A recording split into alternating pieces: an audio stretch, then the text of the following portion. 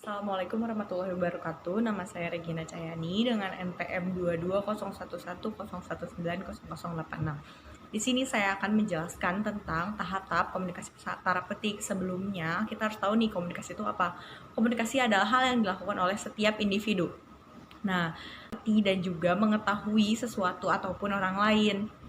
Nah, menurut kalian pada tahun 2007, fungsi komunikasi adalah untuk pertukaran informasi dan juga mempengaruhi orang lain. Nah, pada dunia kesehatan, komunikasi yang digunakan khususnya perawat dan juga klien yaitu komunikasi terapeutik. Nah, apa sih komunikasi terapeutik itu? Komunikasi terapeutik adalah kemampuan atau keterampilan perawat untuk membantu klien beradaptasi terhadap stres, mengatasi gangguan psikologis, belajar, dan juga bagaimana berhubungan dengan orang lain.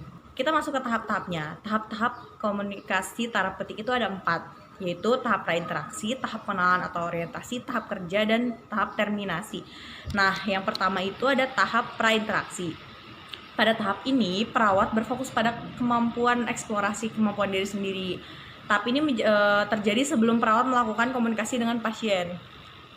Hal yang perlu dilakukan pada tahap prainteraksi ini adalah evaluasi diri, mengumpulkan data pasien untuk menemukan berbagai informasi seperti kondisi maupun perkembangannya. Nah, terus rencana interaksi pertama dengan pasien. Jadi kita mau ngapain aja nih sama pasiennya kayak gitu. Nah, untuk evaluasi diri itu kayak apakah saya memang individu yang baik, atau bagaimana pengalaman interaksi saya dengan pasien, apakah baik ataupun ada pengalaman kurang menyenangkan. Lalu bagaimana saya menghadapi pasien yang sedang marah, sedih, dan kecewa. Apa sih yang harus saya lakukan ketika kita menghadapi pasien yang sedang seperti itu. Nah, terus bagaimana respon saya selanjutnya jika menghadapi pasien yang diam dan menolak berbicara. Nah, itu tuh kita harus pikirkan sebelum kita berkomunikasi dengan pasien tersebut. Nah, pada tahap yang kedua yaitu tahap perkenalan atau orientasi. Tahap ini merupakan pertemuan pertama perawat dengan pasien. Pada tahap ini, perawat perlu menemukan hal yang menjadi permasalahan pasien. Misalkan, pasien terlalu pendiam, pasien terlalu banyak berbicara, itu termasuk permasalahannya. Perawat juga berusaha membangun hubungan baik agar tercipta rasa saling percaya antara pasien dan juga perawat. Menurut kalian pada tahun 2007, hal yang dilakukan pada tahap perkenalan atau orientasi adalah memperkenalkan diri, mengevaluasi kondisi pasien, dan menyepakati kontrak mengenai topik yang dibicarakan seperti tempat, waktu, dan juga tujuan.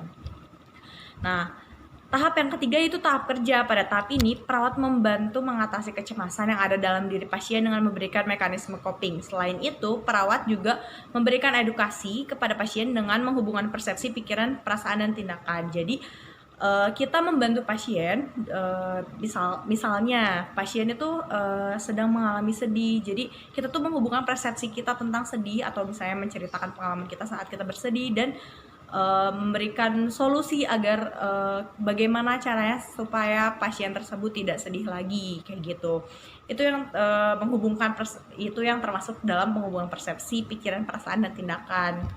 Nah, tahap yang terakhir itu tahap terminasi. Pada tahap ini tahap terakhir dalam komunikasi terapeutik.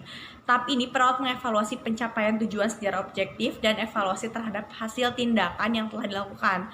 Menurut kalian pada tahun 2007, terminasi dibagi menjadi 2, yaitu terminasi sementara dan terminasi akhir. Pada terminasi sementara, perawat akan bertemu lagi dengan pasien pada waktu yang telah disepakati dengan membuat rencana tindak lanjut dan kontrak waktu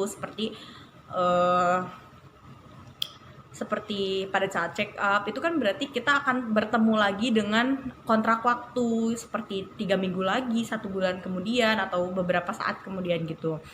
Nah, pada terminasi akhir, perawat dan pasien tidak menentukan kembali waktu pertemuan karena pasien telah mampu menyelesaikan masalahnya. Itu tuh termasuk juga pada saat pasien telah sembuh dari apa yang telah terjadi gitu, dari apa yang salah pada diri pasien. Komunikasi terapeutik yang dilakukan oleh perawat terhadap pasien sangat menunjang proses penyembuhan atau pemulihan pasien. Hal ini dikarenakan pada komunikasi terapeutik, perawat dapat mengetahui segala keluhan pasien dan perawat juga mengedukasi pasien untuk menghadapi keluhan tersebut. Sekian dari saya, mohon maaf apabila ada kesalahan. Wassalamualaikum warahmatullahi wabarakatuh.